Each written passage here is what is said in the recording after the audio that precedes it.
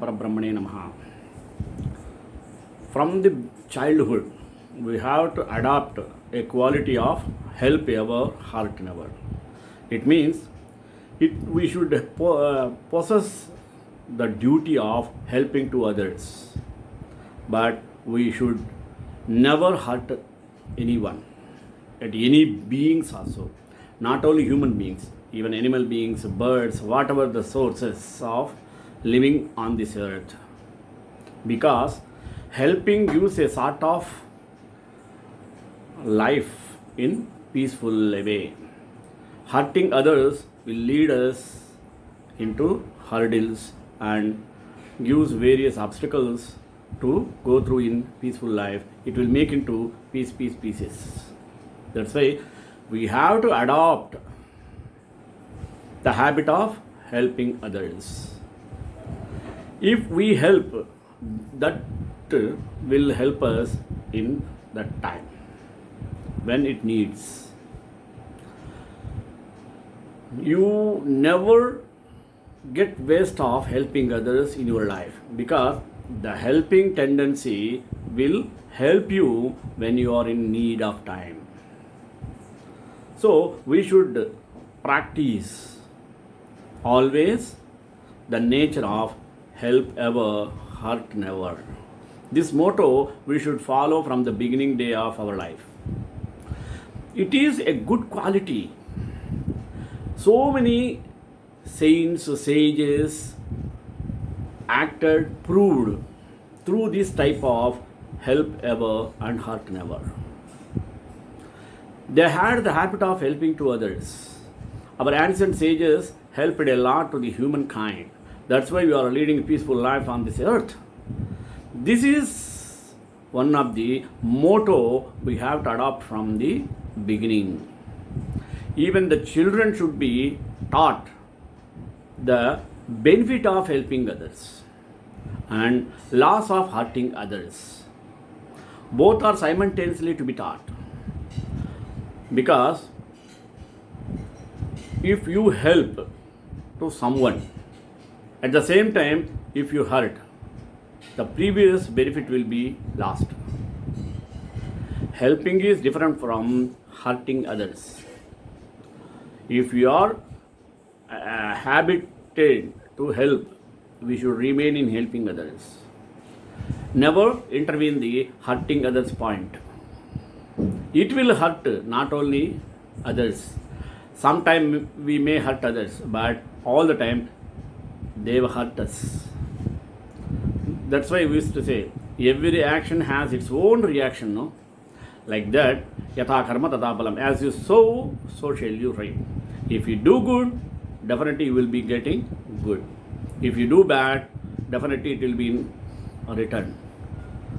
Therefore, we have to follow the method of helping the people whenever they are in need. That help should be forgotten. It's our duty only to help others. We should not expect anything in return. That is called help. Expecting something from others, if you help, it will become commercial. If they are not helping, though you help, you will start to hurt them. Why? Because you are expecting in return for your help. That should not be done. Help means only help. Nothing is written. Karmanyevadikaraste ma phaleshu kadachana. According to Bhagavad Gita, Lord Krishna said, it's your duty to do good things without expecting anything in return. Then only you will get the fruits of your helping nature. At the same time, it is not only meant for helping to the human beings, even for the animal creatures also, created by God along with human beings. So all are equal. So we should help each and everyone without minding caste, creed, or human, animal, whatever the feelings. It is our duty. Duty will make our life beauty. Therefore, we can adapt now onwards the motto of this. Therefore, today I took the topic of help ever, hurt never. Let me see in detail. Prayer. Paritranaya sadhunam vinashaya cha dushkritam dharma samsthapanarthaya sambhavami yuge yuge. Everyone should act up to the motto, principle, help ever, hurt never. Every educated person should engage himself in selfless service to society with humility and a pure heart. All academic distinctions or even observance of spiritual practices are of no use if there is no love in the heart. Love and compassion are inherent in every person. Is it? Each has to share this love with others. Failure to share one's love is gross ingratitude to society, to which one owes everything. One should give one's love freely to others and receive love in return. This is the deep significance of human life. To purify the mind, one should nurture noble and sacred thoughts of service to others. One who does not hurt anybody and has feelings of love and compassion to fellow beings is the greatest of men. That is why sage Vyasa gave the essence of the 18 Puranas in the aphorism, help ever, hurt never. It means Vyasa's 18 Puranas say only one tag, that is called silver line, help ever, hurt never. Help rendered, however small or big, if it comes from the deeper urges of service willing in the heart, is as good as the offer of life itself. Look about for chances to relieve, rescue, or revive. Train yourselves that you may render help quickly and well. Seva is the most paying form of austerity, meaning a kind of tapas. The most satisfying and the most pleasurable. It springs out of love and scatters love in profusion. To help the helpless is the only way to please God, to follow and reach God. Serve people with no thought of high or low. No seva is high, no seva is low. Each act of seva is equal in the eye of the Lord. It is the readiness, the joy, the efficiency, the skill with which you rush to do it that matters. Train yourselves to serve God by serving man in whom there is God installed in his heart. Convince yourself that seva of man is worship of God. That's why they used to say, work is worship. At the same time, another saying by Swami Vivekananda, Manava Seva Iva Madhava Seva, serving to humankind to serving to the God. That never be forgotten. Efforts to serve must spring from agony at the suffering of others, and the service must be genuine effort to get rid of that anguish. Do not worry about the result. Help as much as you can, as efficiently as you can, as silently as you can, as lovingly as you can. Leave the rest to God. Okay? Who gave you to chance to serve? We should make every effort to avoid harming others in any circumstances. You are only hurting yourself when you hurt others. That should not be forgotten. You should not use rough words, harsh words. When you develop human values, you can be free from diseases and even enjoy good health with God's blessings. Ahimsa, the virtue of non-violence, involves much more than abstention from injuring living beings. One should desist from causing pain to any living being, not only by his deeds, but even by his words and even in his thoughts. One should not entertain any idea of hurting or humiliating others. Service to man will help your divinity to bloom, for it will gladden your heart and make you feel the life has been worthwhile. Service to man is service to God, for He is in every man and everything being, and in every stone and every stump. Offer your talents at the feet of Lord. Let every act be a flower, free from creeping worms of envy and egoism, and full of fragrance of love and sacrifice. If you have the talent, use it for the glorification of God and do it by uplifting the man. You have to transform your life through service. You should give no room for arrogance or self-interest to the slightest extent in your service activities. Install in your heart the feeling that the service you render to anyone is service to God. Only then does service to man become service to Madhava. Hence, you should scrupulously follow the maxim, help ever, hurt never. Every educated should prosecute himself or herself in selfless service to society with humbleness and a pure bosom. All academic differentiations or even observation of religious patterns are of no usage if there is no love in the bosom. Love and compassion are built in every individual. Is it?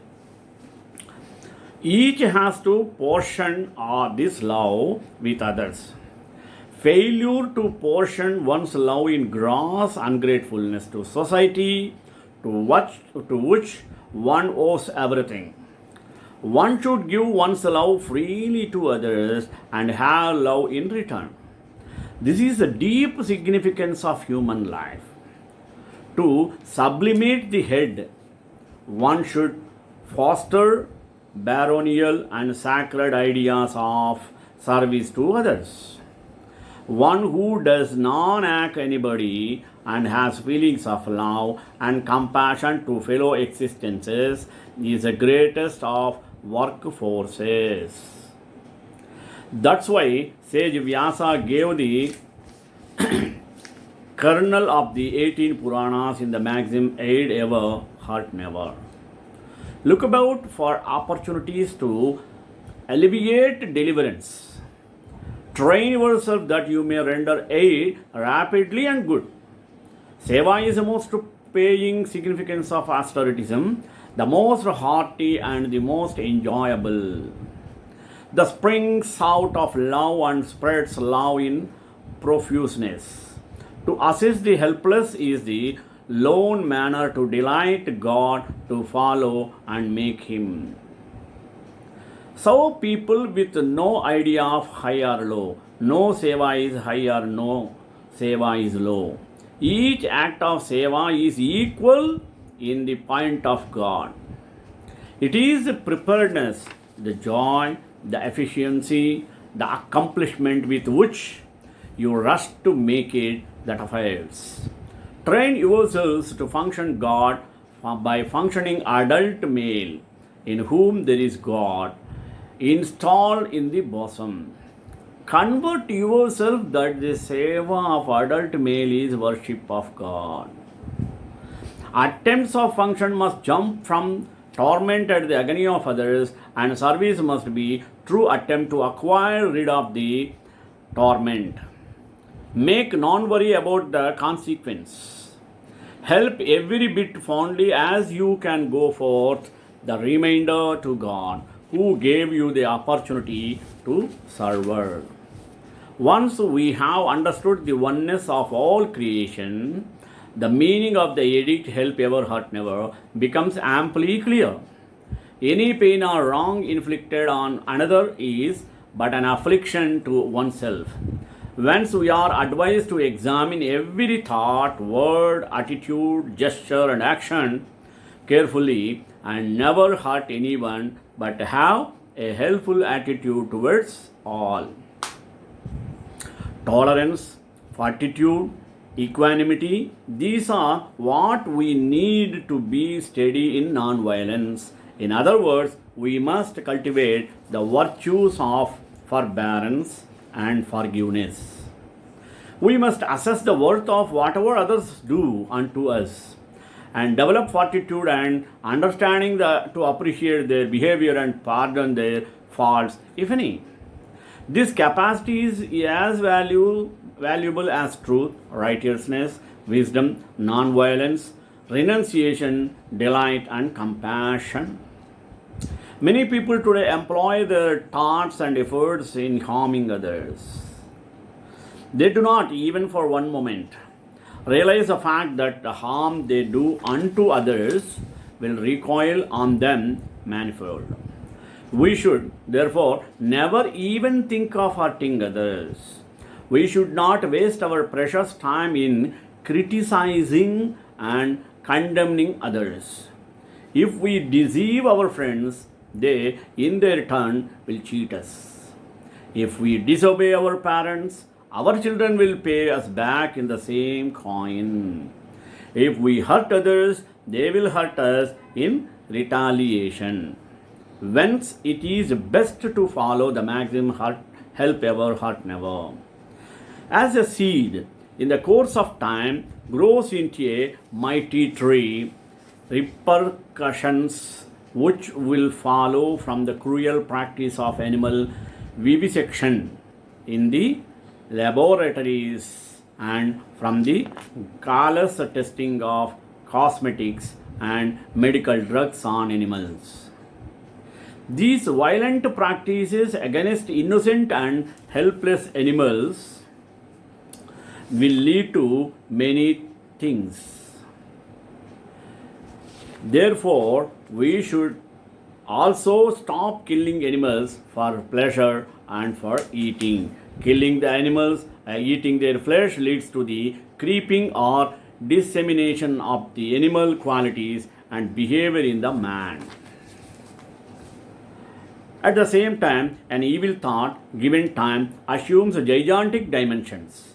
Unless and until such thoughts are nipped in the bud, they bring disastrous consequences in their wake. There is a saying, even a tiny snake should be beaten with a big stick. Similarly, even a small man thought should be dealt with very severely and sternly. Thoughts are indeed so powerful and influential that they distort our sight, smell, and hearing. The journey towards non-violence has to encompass animals as well. We should not forget the things what is given in the scriptures, because human life is being so complex. It is possible to condone violent acts on the basis of their intention, like a soldier doing his duty, a surgeon use of the knife, mercy killing, and killing of insects that invade into our territory or homes. All these acts, when dedicated to the divine and performed in the line of duty, are permissible. Once we have to understand the oneness of all creation, the meaning of the edict, help ever, hurt never, becomes amply clear. Any pain or wrong inflicted on another is but an affliction to oneself. Whence we are advised to examine every thought, word, attitude, gesture, and action carefully and never hurt anyone but have a helpful attitude towards all. Many people today employ their thoughts and efforts in harming others. They do not even for one moment realize the fact that the harm they do unto others will recoil on them. Manifold yourself. You should work for it. We should therefore never even think of hurting others. We should not waste our precious time in criticizing others. It will reflect on us. We have to be careful in this regard.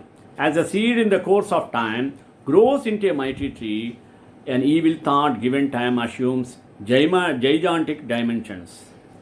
Unless and until such thoughts are nipped in the bud, they bring disastrous consequences. Therefore, we have to be very clear in this regard. Thoughts are indeed so powerful and influential that they distort our sight, smell, and hearing. The journey towards non-violence has to encompass animals as well. We are warned of grave repercussions which will follow from the cruel practice of animal slaying in the laboratories and from the Callon's testing of cosmetics and medical drugs on animals. It is also violent practice against innocent and helpless animals will lead to many environmental disorders. We must also stop killing animals for pleasure and for eating. Killing animal will kill our future. Human life is being so complex, it is possible to condone violent acts of the basis of intention like a soldier doing his duty. It should be practiced forever. However, if someone abuses or demeans us, we are advised to practice forbearance, patience, adopt an attitude of forgive and forget, and engage ourselves vigilantly in the task of our own purification. This will help us to guard against the dark forces of envy, anger, jealousy, bitterness, and hatred which constantly try to destabilize us. It may sound strange these days, hearing a boss telling a new entrant in service, trust in God and do the right. But take it in a sense that in life do not ever forget God in doing one's part of job in every field of life, may be social or official. And help should be another objective without which the existence of the universe is not possible, because we are social animals. Help is a service to God and humanity, and this factor spells equally the equality of society you belong to. One of my friends, aged 64 years, felt so much proud in mentioning an anecdote. He narrated when he just passed in street side to appreciate the beauty of a sight. The other day, suddenly, a car driven by a lady halted near him and asked if he needed any help. Another instant is quoted while crossing a road, a sweet voice offered, "Your first, please." We hardly observe such incidents in India anymore. My friend is proud of having sent his children to America and boasting of living in a rich culture, but at the same time forgets the fact that India was very rich in such ethos once. You must have heard of Atithi Devo Bhava, meaning your guest is your Bhagavan, your Lord, by a famous actor on screen reminding an Indian saying observed for centuries but forgotten due to the deteriorating system of education, where children are forgetting even to respect their elders, leading them to land in orphan houses. not to speak of guests. Not only that, they never care for asking their grand elders ailing in homes how they spend their day, offering a solace or helping, even other than your family members, has not made anybody poor ever. The more you help others, the more they will want to help you. Helping is always a voluntary charity service. It can be just about anything as long it is done in sincerity. Even a single hello or compliment could lift someone's spirit. And in most of the countries, people have started voluntary community service projects like Help Us to Help Others. Agreed, some of us do not have time to even think of community service, but busy schedule does not mean we should write off community involvement completely, and with 30 minutes a day or less does make difference for the society. And then helping others is a great way to make friends to which is the needed ingredient to make healthy and friendly world. Our Prime Minister offering help to quack hit Nepal, Pakistan, or other countries, or United Nations providing help are steps to make heartier relations in the universe. Once people know they can trust you and they more likely to help you out in return whatever way they can afford. Brian Tracy, chairman of the world's most popular career courses, also said, successful people always looking for opportunities to help others, and the unsuccessful asking what is in it for me. W.H. Auden has gone to the extent of saying, we are all here on earth to help others.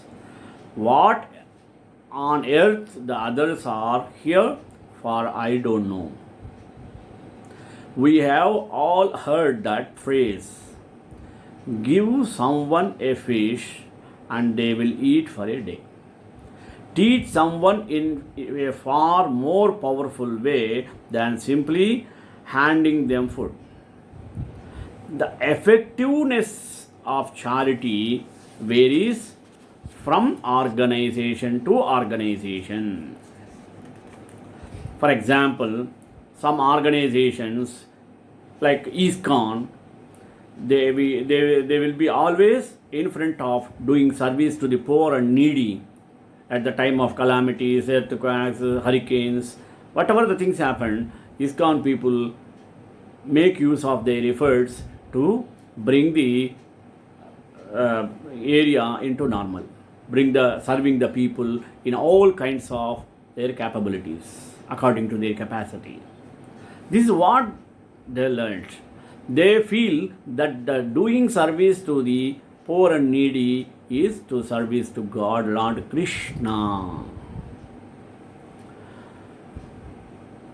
For example, some organization use drugs to treat a person with malaria for $4,000, while others distribute bed nets and protect one person over a year for $40. The latter option is at least 100 times more ethically cost effective than the former option. In India, the colony culture not to bother or involve your neighbors in any good or bad activity due to egos, in making our societies more selfish and self-centered. Spend your life in selfless service embodiments of love. You do not need to undertake any spiritual practices. Experience innate divinity in everyone by following the path of love, because love is God. Spend your life in selfless service. This is the teaching of Lord Rama. In order to demonstrate to the world the ideal character of Lakshmana, Rama subjected him to a test. When Sita, Rama, and Lakshmana went into the forest to fetch some food, taking this opportunity, Rama decided to test Lakshmana. He asked Sita to play her role in this divine drama. As Lakshmana was returning with food, Sita pretended to be asleep under a tree, keeping her head on the lap of Rama. Rama asked Lakshmana to keep Sita's head on his lap without disturbing her sleep, as he had some other important work to attend to. Rama wanted to observe the feelings of Lakshmana, so he assumed the form of a parrot and perched on the same tree. Considering Sita as his mother, Lakshmana closed his eyes and went into deep contemplation of Lord Rama. Thus, our motto should be adopted: help ever, hurt never. Om Shri कांताय Kalyan Nidhe निधेद्राम Shri वेंकटनिवासाय श्रीनिवासाय Mangalam मंगलाशासपरे पदाचार्य पुरोगमैः सर्वैश्च पूर्वैराचार्य सत्कृतायास्तु Mangalam.